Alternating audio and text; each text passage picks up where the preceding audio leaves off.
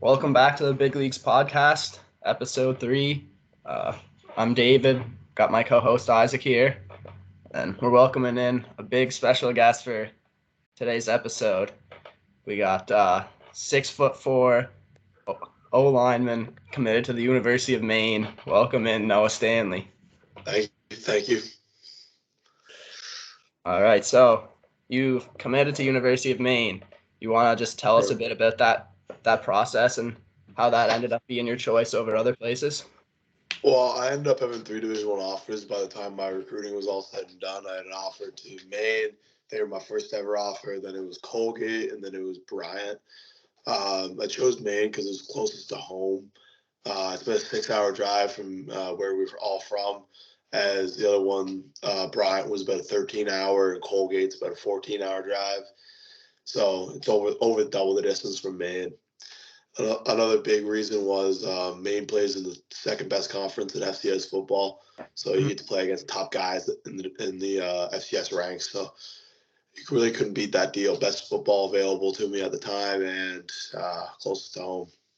Okay. So how does that process go down of receiving the offers? Like, does someone just reach out, give you an offer? Is there like a long dialogue? Like, how does that work?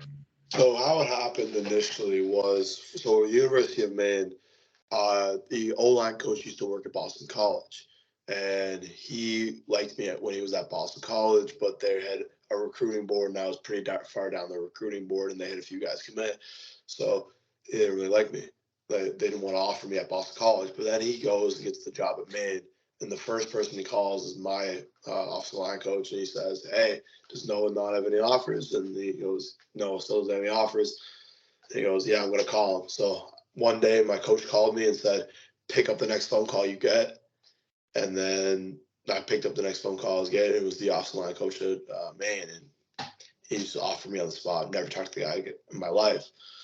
But then my second offer was from Colgate. Colgate, I've talked to them for about 3 months beforehand. I met them in Texas at a camp, and I just continually talked to them from then. And then I went to a camp in like late July, where basically I just did a bunch of drills, did some one-on-ones, and I was doing pretty well. And then they called me and offered me on my way home from the camp. Cool. So that's kind of the 2 ways it usually happens. Right on. No, you've been playing football at Football North, right out in. What are some of the differences you've noticed from playing football back in PEI where you grew up to now playing out in Ontario? Like the difference of football out there? Well, my program was pretty well an elite program. Like a lot of the guys were that guy growing up. Like when I grew up playing football, it was, oh, that's Noah. But that's everybody at the program. Everybody was a big name where they're from. Everybody's massive. Everybody's fast. Everybody was the football guy where they're from. And we've got some all over. So when you get there, it's very much a humbling experience because you realize you're not that guy. Because when you go into it, you think you're all that, and you realize you're just not all that. And one thing you're going to notice is the biggest difference between normal Canadian high school football and Football North, besides the fact that we play only American teams, just the speed of the game. It's just not comparable. If you ever go and watch a normal Canadian high school football game, like the speed of it is slow. People aren't flying at your face. You can pretty well tell what's going on at all times. During our games, everything happens within an instant because every team they've practiced together for years. Every team has elite athletes that run 4.4s, 4.5s. Those guys you're going to see on Sundays are the guys that we see now. So those are the type of people we play. So everything that happens very quickly. It's a high level of high school football. Nice, yeah. So you guys are 3-1 this year, right? Yes. And you guys play against just all teams. Is it all teams from the States? It's all teams from America. So we're 3-1 in the year. We started the season versus Martinsburg, West Virginia, who was a good team, and we just came out the gate slow. We looked very sluggish out there and got our asses whooped. Then we came out and versus St. Francis Regional, whooped them. We just needed to get out of the gates, and we just took our aggression on them. and we went out to Mount St. Vincent, and they had the athletes, but they didn't have the scheme to beat us. So we beat them in the trenches. Our offensive line, they didn't know what to do. I'm our smallest offensive lineman at 6'4", 300 pounds. So we have a lot of size up front, and they just didn't have the size to compete with us in the trenches. Winning the trenches battle there. Yeah. Oh, yeah. So, yeah, go ahead. Well, I was just going to ask you, so you reclassified this year, didn't you? Yes, I reclassified. I was 2023 by nature, but because American education is different than Canadian education, we're able to take a grade 13 in Canada and be considered a 2024. Nice. Yeah. And so you looking good for this year. Think you guys are going to be right up at the top of the league, or? Well, we are 2-0 conference play. We just found out the other day that our the last team we were supposed to play in conference forfeited. They didn't want to play us. So we ended up being 3-0, and we're number 1 in our conference. And we have a playoff game on November 24th, and then finals on December 1st. I honestly see us going all the way. I don't think any team in that league can stop us. If you look forward to our schedule, next week on Friday night, we have St. Edwards, who's the number 23 team in the nation. It's just going to be a battle of the trenches. Who's off the line kicks ass more. Our entire off the line is going Division I. Then they have 3 Big Ten commits in their off the line. They have their right tackle's going to Michigan, and their left tackle and left guard are both going to Ohio State. So it's going to be a battle of who's off the line is going to kick ass more. Yeah. So, and what was your? I think were you guys 3-6 last year? Is that true? Yeah, we were 3-7 last year. And I think I seen you guys didn't have any home games. We never play any home games. You never play home games. You always no. Are on Teams the... can't get passports. Oh, okay. Yeah. So what's that like, not having any home games? I feel like that's pretty unique. It's a unique high school experience, I will tell you that. If any guy watching this is thinking about playing football north, it's a very unique experience that you're not going anywhere else. You're always going into away territory, and you're either people's senior night, HOCO, or American night. You're either going to see school colors or red, white, and blue. And it's always going to be a hostile environment. Everybody wants to be the Canadian team. And people always make us their senior nights and HOCOs because they think they're going to beat us. So you have thousands of students in the stands for every game. And it's always an intense away environment. Yeah. And so, like, what would you say is the biggest difference between last year's 3-6 team compared to this year's 3-1 team? One of the biggest differences is team chemistry. Honestly, if you look at our roster on paper, the talent on last year's team might have been better. We had a Virginia Tech committed defensive end. We had a linebacker that went to Long Island University. Like, we had a lot of talent on that roster, but the biggest difference was there was very much groups on the team instead of a collective team. But this year, it's just a collective team that wants to win for each other, which is something that Football North hasn't had in a long time. So that's really the biggest difference is guys are fighting for each other, not just fighting for themselves in a scholarship. Yeah, that's a pretty, like, you need to have that if you want to have success as a team. Exactly. Yeah, definitely all got to buy in. Like, it sounds like kind of maybe there's some selfish play last year, and now that you bought in as a group, you're just working more collectively, and results are coming from that. Exactly. I agree. And yeah, so last year you went on visits to Houston and to Texas. Those are some pretty prolific schools. What was that experience like? Those experiences are amazing. I was in Texas, and I walked the University of Texas. I walked into the office coordinator's room, and here's his room. On every wall, there's a whiteboard, and it's just full to the brim.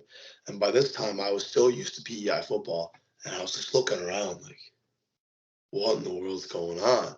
That guy, his brain was nothing but football. He just could talk for days and days and days. one of our coaches is also like that. His name is Adam Rita. He's a 6-time CFL Grey Cup champion. And when I tell you, if you ask him a football question, like, you might be there for 20 minutes. Yeah. Well, that must be crazy, like coming from PEI and like how like different, how like small football program is here, and then go to, like some of the biggest schools in the States, and like talking to the coaches who've been around the game like their whole life and have so much experience like coaching. Like, yeah. It's All kind of mind melting at first.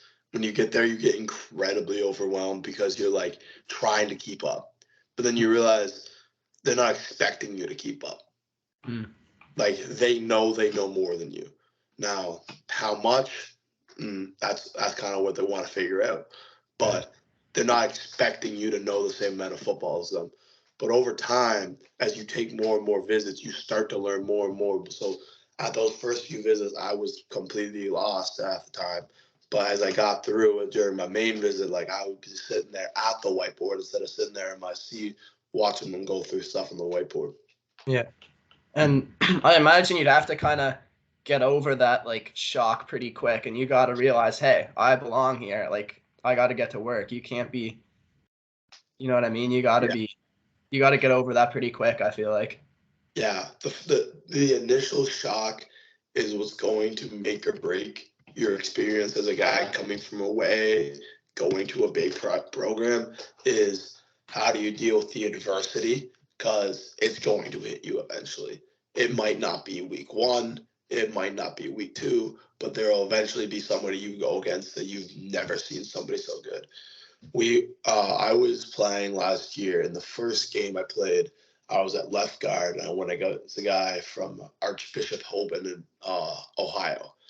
He was about 6 foot 300 pounds. I scouted him all week, and I was like, I got this guy in the bag. He's a little tubby runt. I got him. I did not have him. I think he had 2 sacks, 3 TFLs. I don't think I blocked him all day. I graded out at 25%, and I was in shambles. I was like, what the hell do I do? He just stayed low to the ground. I could never block him. No, those are the things you get. You're just like, the things you don't see. But I'm glad I got that over week 1, because once I got that over week 1, I realized I wasn't top shit. Yeah. And then I put my head down and started working. Yeah. Yeah, that's the way it's got to be. What is your like schedule, like football schedule? Like how often do you practice? How often do you have games? How often are you in the weight room? Like all that stuff. So my schedule currently is I wake up at 5:30 a.m. in the morning. I go out at 6:15 and I go lift with he's an off-the-line assistant coach. He used to play at Guelph. We work out in the mornings, and then some days we go to the gym, some days we do agility at the field. And now we'll go to about 8:30, come home, and I'll eat breakfast, and I'll watch film. And then about lunchtime is when I'll get to the school. I'll go into the coach's office. We'll talk over today's game plan. I go to classes in the afternoon, and then we practice. Usually it's about 2:30 to 3:30 is meetings, and then 3:30 to 5:30 is practice. And then we have everything after that off. Yeah, that's a pretty intensive schedule. Like that's a pretty good prep, I'd say, for taking it to the next level at Maine. That's the goal, man. It's to get people ready to make the next step. It's not about getting you to the next step. It's that you're successful when you get to the next step. Because a lot of guys from the program from previous years have gone places but done nothing when they're there, or they've been kicked out of the program because they were just lagging behind. So the program kind of shifted over the years to not be get you there. It's prep you for there. Right.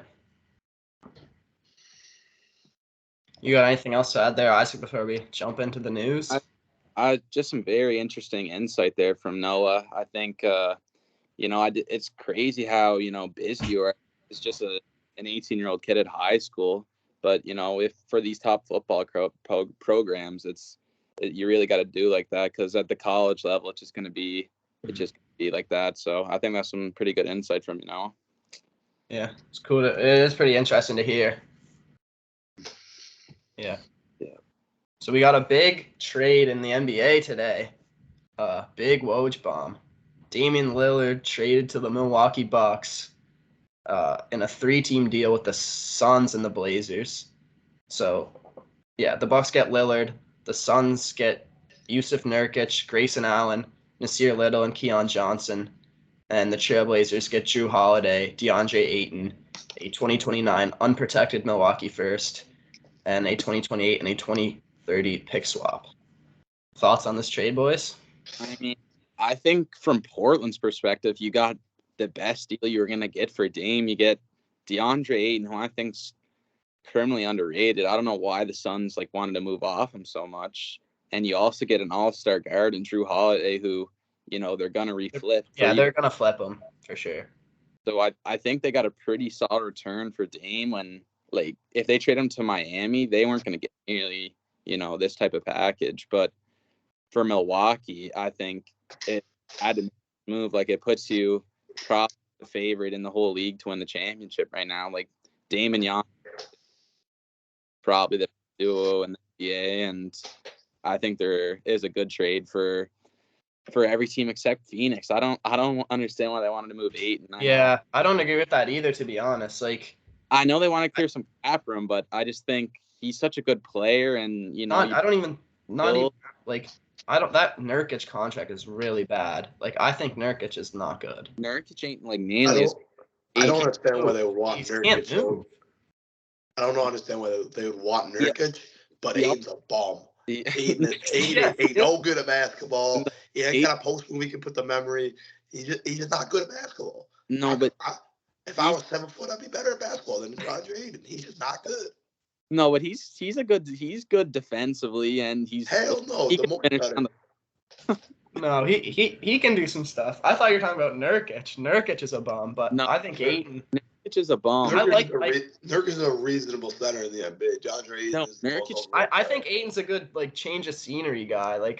I think that situation was just not working for him. Obviously he never lived up to being the number 1 pick, but I think he's had some good seasons. He's got talent. He's I don't know. He has some questionable work ethic stuff, but I feel like he was used highly in Phoenix for many of years. He just never had the output that he needed as a center. That isn't a shooter. Last year and had 10 rebounds. Oh, 10 rebounds, but as a center that isn't a shooter, what was he shooting from the field? He must have been. Most of his shots are around the basket, so I imagine be above 50%. He probably 59%. Yeah, but he doesn't really space the floor he's not a modern day basketball center. But I just think the Suns just kind of got rid of him for nothing, really. I feel like. Yeah. I don't know. I feel like that was kind of if I was the Suns, I would have tried to get something more or try to get something in the future. I don't think Yusuf Nurkic solves any issue that they have. I would try to go out and get more a floor spacing center. Yeah, but I like what Portland did because now they got Scoot and Shaedon Sharpe, and now you got Ayton and Anthony Simons. But I think honestly they should move off Anthony Simons. Try to bring in better that guard. You already have so many guards. You have those 2 young guards, Sharpe and Scoot. Too much guard play on that team. Scoot and Sharpe are going to be elite, I think. I'm really high on those guys. If you can build around them, I think Ayton could be the center for the team moving forward. And you bring in a few wings, you let your guards develop, and they could have something cooking moving forward, I think, for sure. I have one issue with that team is modern day basketball requires modern day solutions, and that is shooting. You have to be able to shoot. And Scoot ain't known to shooting threes. He hasn't even played an NBA game. I think he can definitely improve that big time by the time he's in his prime. I think I also agree with that, but that has to be something they're focused on working on. Because Shaedon Sharpe isn't either. Sharpe can shoot all right. He shot 36% from 3 last year. But I think Scoot could kind of be like Ja. Ja couldn't shoot too well. Same thing with De'Aaron Fox. They both couldn't really shoot coming out of the draft. They're more seen as athletic guards, but they kind of just developed a jump shot. And from what I can tell, Scoot's work ethic is it's on point. High. Well, it's there. He was calling his shot, saying he's for sure rookie of the year. I think Scoot's a lot of confidence in himself, and I think he's a lock to be a good point guard in the league. Yeah, I love this deal for Milwaukee. Like, Yeah, I love Milwaukee. There's discussions about Giannis like leaving Milwaukee if they couldn't field like a championship competitive team, and then they go out and trade for Lillard, who's like really good fit alongside Giannis, because he's definitely because Lillard's not really the best defender, so Giannis can kind of like cover that up with his like elite rim protection, and like he's probably the best defender in the league in my opinion.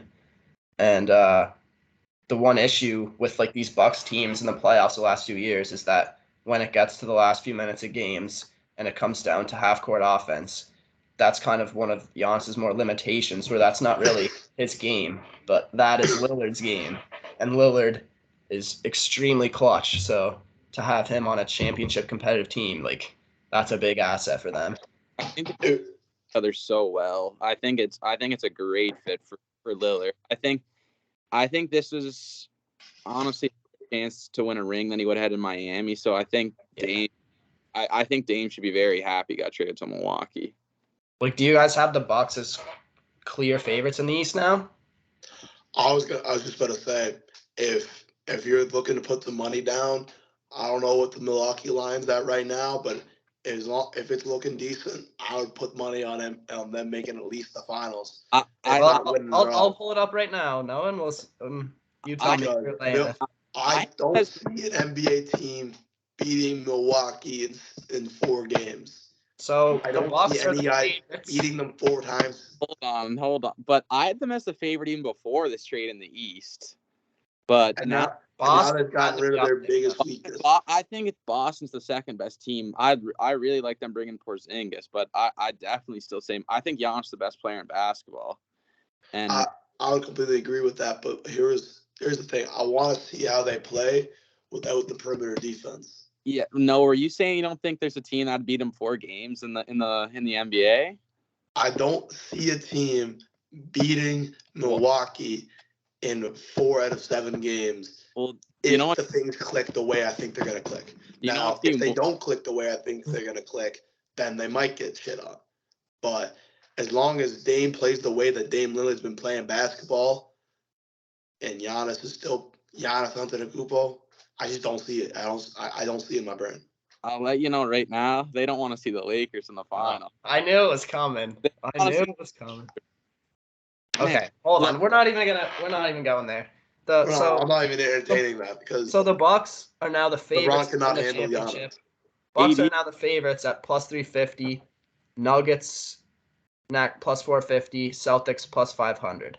Nuggets ain't coming back I don't think they're even coming back to the finals. What are the Lakers plus 1,100?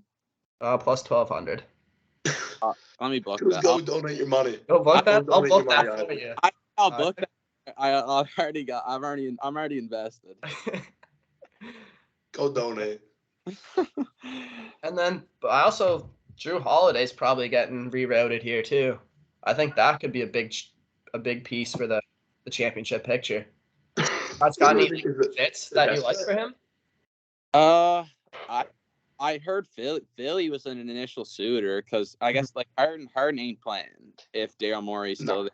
So I don't know, but if they brought in Drew Holiday and they traded Harden, I don't know where they'd move Harden. Probably not Portland. I don't think they'd have any use with them. But I think that'd be an all right fit. I don't really know what teams would be in the market. I don't really think the Six. I don't see a deal really working out there. The one that jumped out at me was they didn't get Dame, but I think Miami would be a perfect suitor for Drew. He fits that culture so well. He's already got a defensive identity. And they got a package to get the deal done, in my opinion. Do you think Luvero for him? I would. I definitely would. But they made the finals without him. Yeah. I don't know. Like I Miami, I think it's a similar problem with Milwaukee. I think they could use a very good half-court point guard who can create his own shot, and like I think Jimmy kind of takes over that role he does down the stretch. But sometimes, It depends if he's on or off. in the regular, we've seen him on, we've seen him off. Like yeah, In the playoffs, we've seen him on more than off. yeah, but he shut down later in the playoffs, man. yeah, Yeah, because he had to carry that team on his back. Exactly. But I don't. If they bring in Drew, and I don't think it's going to be as much of a I don't think Drew's that offensive. What about Harden? What about Harden to Miami?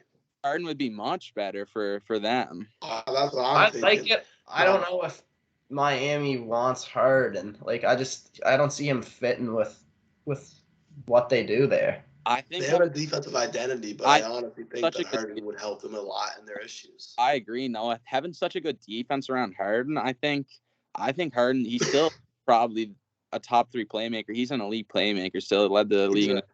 And we just don't understand his scoring ability. His scoring ability is still top tier in the NBA.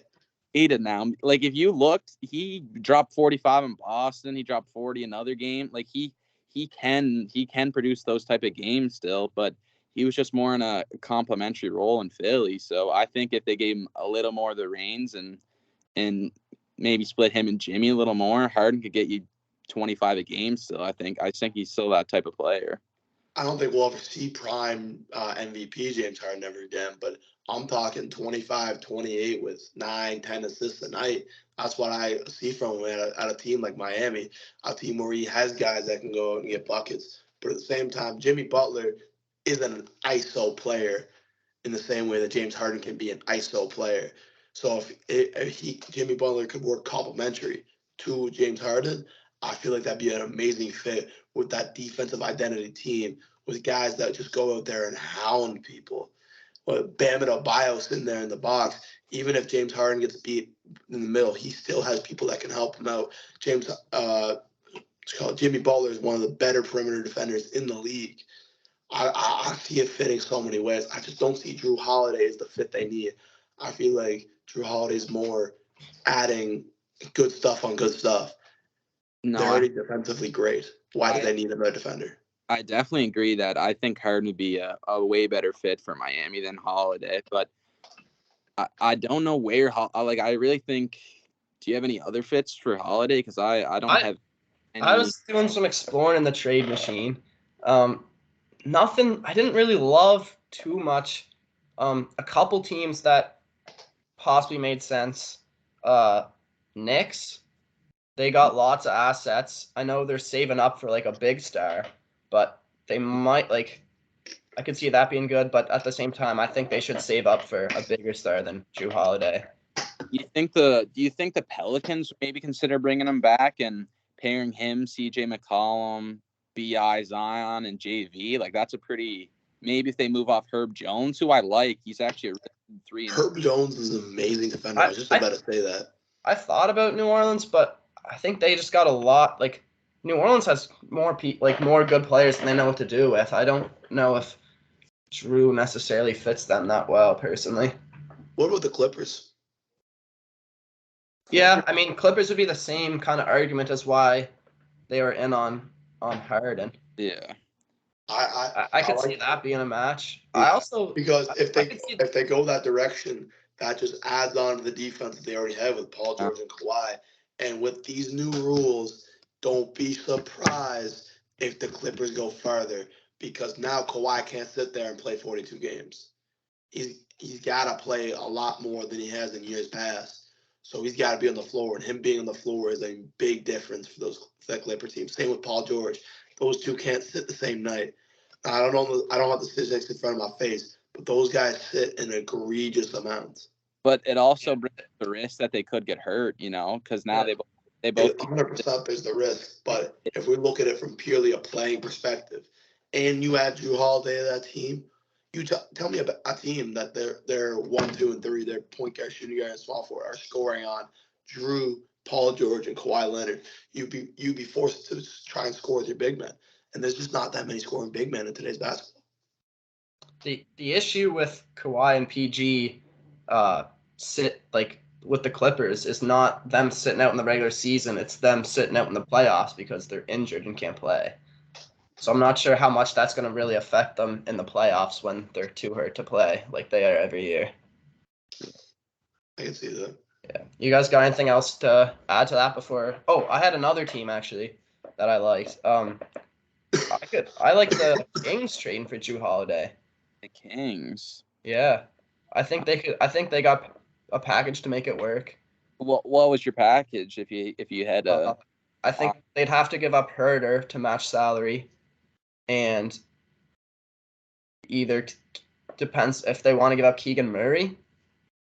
Ooh, I don't think they do that personally. I just don't see them going in win now. Yeah, I don't think they could get it done with Herder, Malik Monk, and like Davion Mitchell, but and probably if I was them, I actually wouldn't give up Davion Mitchell. I'm high on Davion Mitchell, man. I'm high on Malik Monk. Like I think he's underrated. Like he's a very and he can shoot. And him and De'Aaron Fox have some good chemistry. He dropped 40 in a playoff game. Like the man shows I'm still, even though he's more seen as a role player, like a bench role player, I think he could be a starting too if he fit well enough. Yeah. I concur. You guys got any more thoughts before we move on to some NFL? No. Covered it pretty good. All right. So a big game from last week's slate was Vikings versus Chargers. You guys see much of that game? I was following, I had Keenan Allen in fantasy, so I was definitely monitoring on the red zone. But I think, I was definitely still believing in Herbert, even though he's getting some slander, and I think he showed that he's that guy. But I think something that's going a little under the radar is Mike Williams tearing his ACL and out for the season. Even though I think they have some good replacements with Josh Palmer and Quentin Johnson, they drafted. I think he's going to have to step up and make some plays, but I think that's really going to hurt them, losing their second best weapon in Mike Williams. I would say my opinion on the game is two head coaches that shouldn't be head coaches in the NFL. Yeah, I was going to get to that. No. Like, I don't know how Brandon Staley has his job. So if I was able to do that badly in a class and still pass, like I wouldn't be in class. Like he stinks. He don't know how to coach football. No, he doesn't.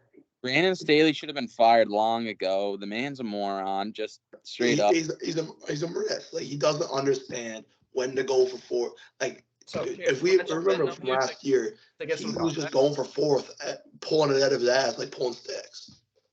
So just to jump in for context, the Chargers were up 28-24 with around 2 minutes-ish left, 4th and 1 on their own 20, and they go for fourth down. If they convert, they win the game. If they lose, Vikings get the ball like in the red zone and have a chance to win the game. Like it's just in that situation, you just punt it away. Kirk Cousins with the game on the line probably ain't getting it done.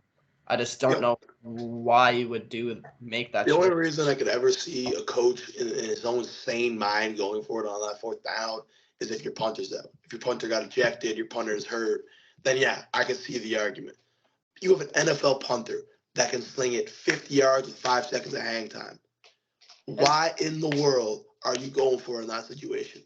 And they run the ball with Josh Kelly. They don't. I think it was Josh Kelly, but they take the ball out of Herbert's hands. Like you got a elite talent. If you're gonna do it, and they couldn't run the ball all game. At least let your high-paid player cook. At least let your franchise QB do what franchise QBs do. And the Viking secondary could not hold Keenan Allen the whole game. I don't understand. Or even like Gerald Everett was like, I don't understand why. That's just a mind-boggling decision. Donald Parham was absolutely incinerating them. He's the tight end too, but anytime they went 12 personnel, it was automatic. They didn't know what to do. The Viking secondary was a laughing stock. No, I think the Vikings are in, even though they're shambles. They're in absolute shambles. I think they might get a win against my Panthers, but I think their season's done. I don't think they're making the play. I think they're done. Yeah. And here's the thing. I don't like offensive football teams. Football teams that rely on shootouts don't win playoff games. And look at the roster. Look at the way it's created. It's created for shootouts. But here's the difference. Like you can make the argument that Chiefs are created for shootouts, but at least the Chiefs have two differences. They have the best QB in the world that's not going to get outmatched. There's nobody that's going to beat them in a fourth quarter drive. And then second, they have stud defensive players that can make stud defensive players plays. I just don't see that in the Vikings defense. Like I love Eric Kendricks, but an off-ball linebacker isn't the guy that you need to be making plays. Like they don't have any, especially the fourth quarter. What's an off-ball linebacker doing? He's sitting there in the middle. And what's going on in the fourth quarter? You're hitting out. You're hitting corners. You're hitting it over top deep. You're not hitting drag routes. They have no corners that you can leave on an island with any good. Like their corners are a laughing stock, and they just haven't built their team well. No, they just rely on Kirk. And last year they got lucky. They won so many one-score games. You know, they got the bounces to go their way. They won, 12. They're more lucky than those 11-0 Steelers. And then now they're done getting that luck, and it's showing. They're 0-3, and I don't see them having a good. And I love Justin Jefferson, but he can't win you a football game. A wide receiver cannot win you a football game. He pretty much did against I think it was the Bills last year when they had that big comeback and he got that crazy catch and had. And they can very much affect it, but you also got to realize Kirk could put it in the spot where he can go up and make a play. I just don't see wide receiver as valuable as like. I don't know, maybe in my own bias off the line mine, I see running back more valuable because running backs can win you a football game. I just don't see wide receivers winning. Running backs aren't more valuable than wide receivers. That's my hot take of the day. Running back off the street and toss him in. I think Noah's kind of saying he thinks running the ball, having an effective run game's is more valuable in a game than it is having a great wide receiver. I disagree in today's NFL. Today's NFL is a lot more pass heavy. I think you look at the Super Bowl, the running backs were Pacheco, who's like drafted in the 7th round. I mean, he is good, but like he was a 7th round rookie. Look at the and Chiefs. Kenneth Gainwell. Look at the Chiefs receivers. Like they get away with it because they got Patty Mahomes. Exactly. They also have Travis Kelce. That is why I say that you don't need those receivers. If you have a stud quarterback, they can make it work. You definitely you need weapons. Like you can't win a Super Bowl without any. Like you need Travis Kelce. That's a weapon and a half. Exactly. And Patrick Mahomes and Andy Reid, and they used to have Tyreek Hill when they won their first. He had an amazing OC. Bellamy, but Bannerman. He was an amazing off scorer. He's cooking with the Commanders. Who do the Commanders have? Terry McLaurin. But I love Terry. He's not my fantasy football team. I know Bills are scrubs. And then you guys saw much of the Dolphins game too, putting up 70 points against the Broncos. The Broncos Owens a shambles. Just gotta leave the NFL after getting bean topped like that. Like I don't know. And now they're gonna have a scrub off against the Bears this week. They're that team. Impressed about the. Give me an SEC All-Star team. They're beating neither of those teams. Like it's a shame. The Bears. Okay, the Broncos are they're bad. The Broncos are bad. They're just not a well-constructed football team. The issue I have with the Bears is that they could be good. They got the talent in places. You're a Panthers fan. You know DJ Moore can do shit. Yeah, but their defense is absolutely non-existent. They can't stop the run. Fields can't throw the ball. I think Fields could be good. I honestly think he can't throw the ball.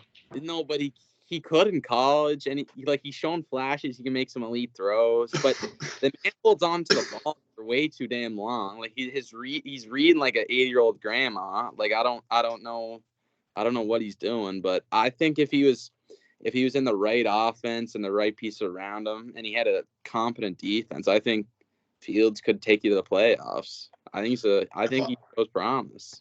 If I'm the Bears, what I'm doing right now is I'm getting through this season. I'm cleaning house, and I'm not trying to go get the number 1 pick. I don't want Caleb Williams. I want Marvin Harrison Jr. Go get him a weapon.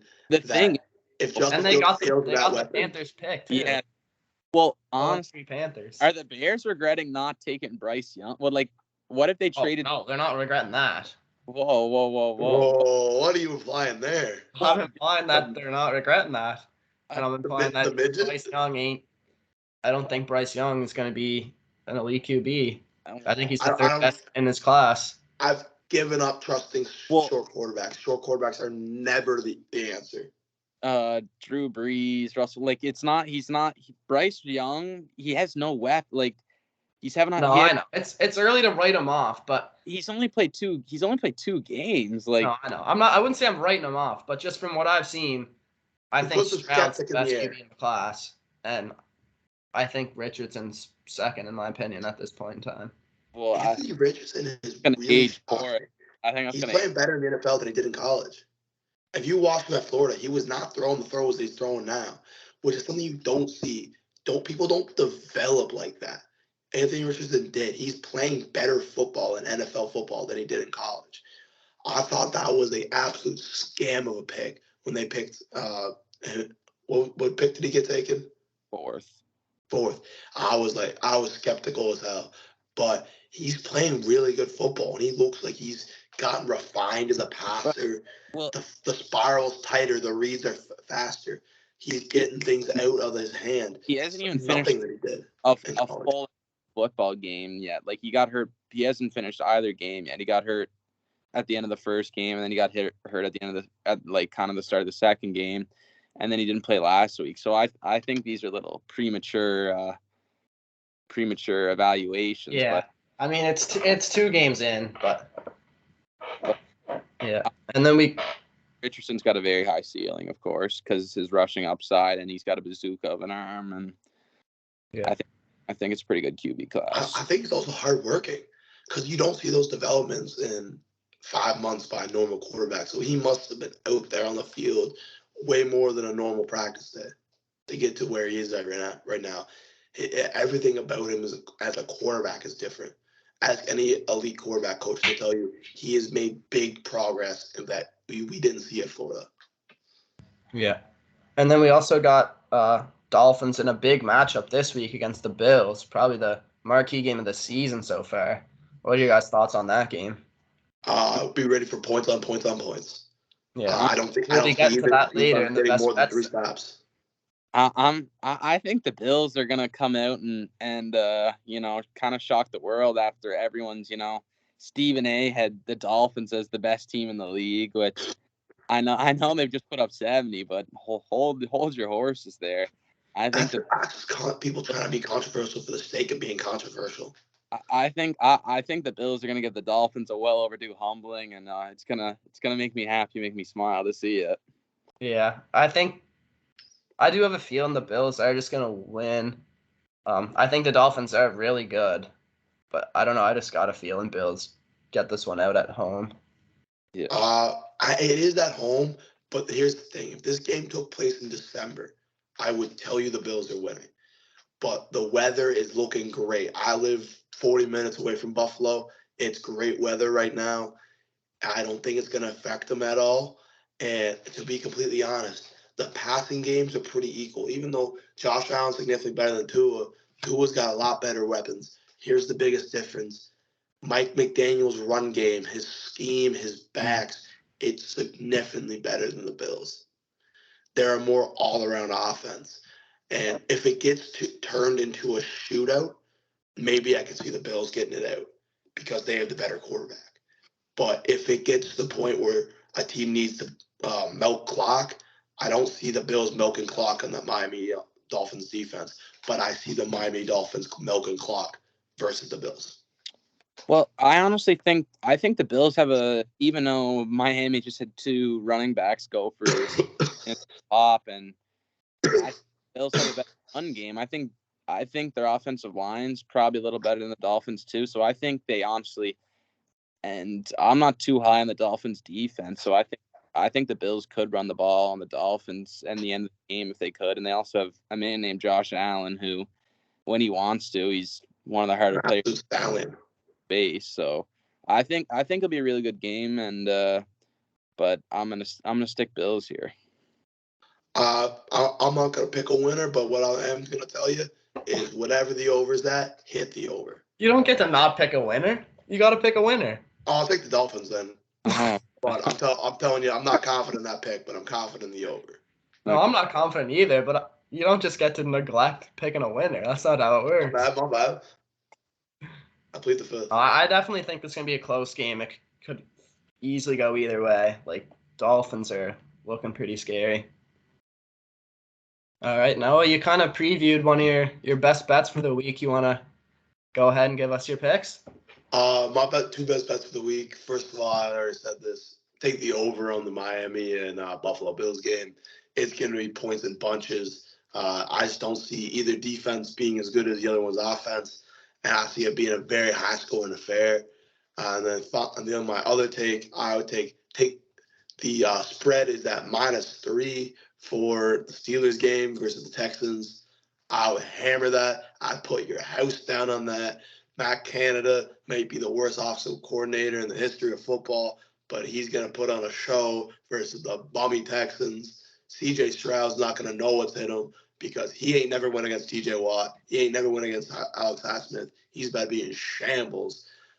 We're about to smoke him. I honestly think the Steelers better smoke them.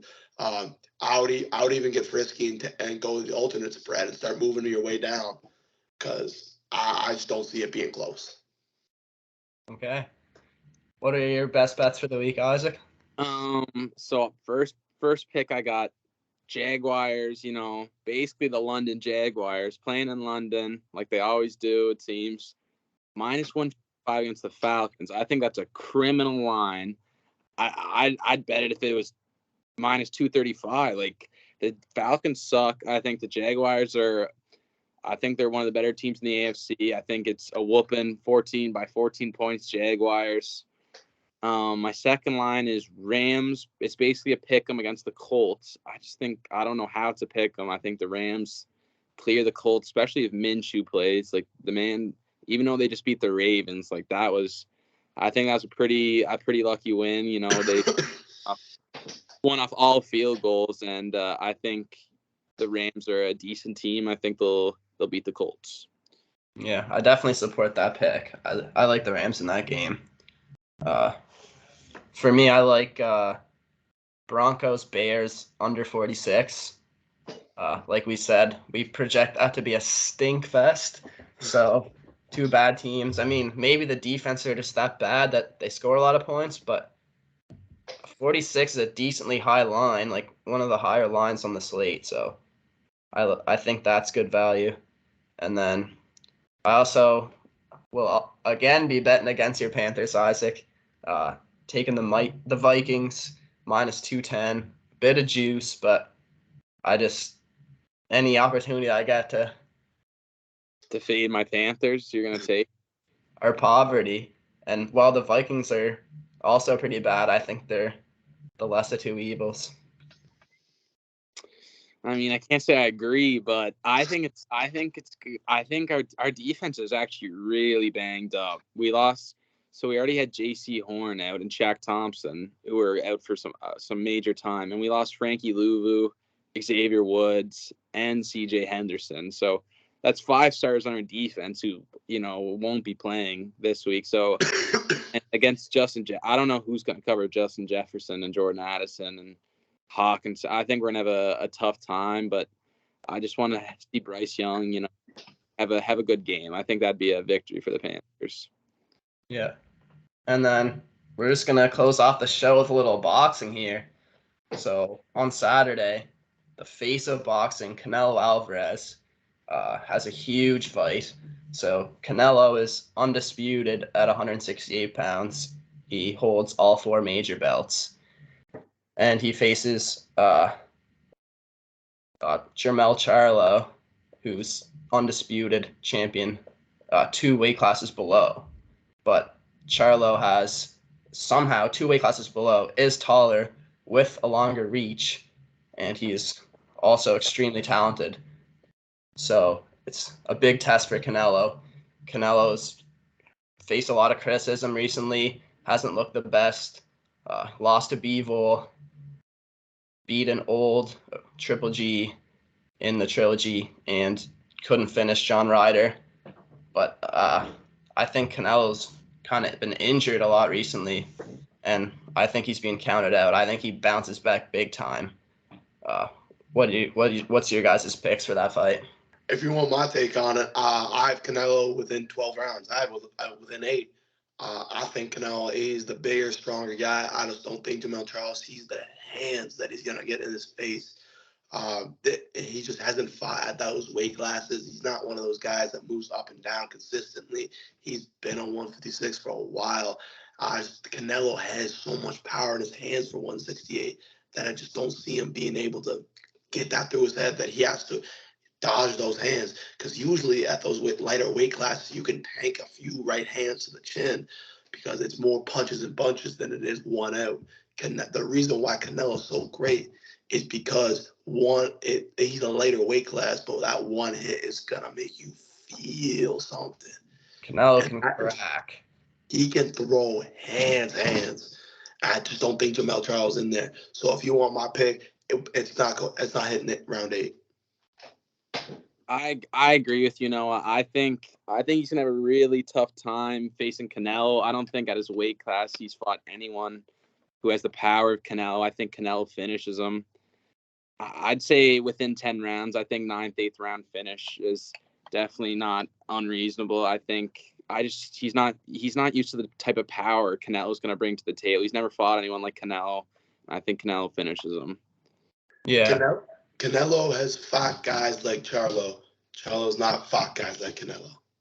Yeah. So Canelo, like, he's got probably, I'd say, one of the best resumes in boxing right now. Like, he's fought Mayweather, Triple G, like Bivol. Like, he's took on a lot of tests, and for Charlo to be moving up 2 weight classes, I'm one of the biggest Canelo fans there is.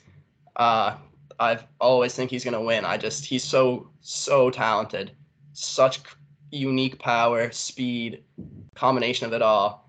I think Charlo's gonna come at him, and I think Canelo's counter punching is just so elite. Like, I honestly don't see how Canelo loses this fight.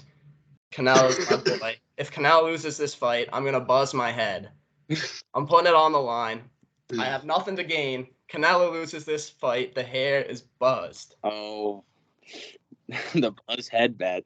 The only way I see Charlo winning this fight is he stays on the front foot and he just never lets Canelo catch a rhythm in the counterboxing. Because a lot of what counterboxing is rhythm. That you see one, you dodge one, you land one. That's counterboxing in its simplest boiled down form. But if he can keep it odd, keep it out of rhythm, then maybe he's got a hope and a prayer. But even then, it's still a hope and a prayer, and Canelo knocks out hopes and prayers. Yeah. Well said. All right. We're gonna wrap up the episode there, I guess. We got some high stakes on the line this weekend. Hopefully I don't have to get my head buzzed, but it's great having you on the show, Noah. Yeah. Thank you. Thanks for joining us. Good luck with your season, and we're excited to see you play for Maine next year. Thank you. Appreciate y'all. Thanks for having me on.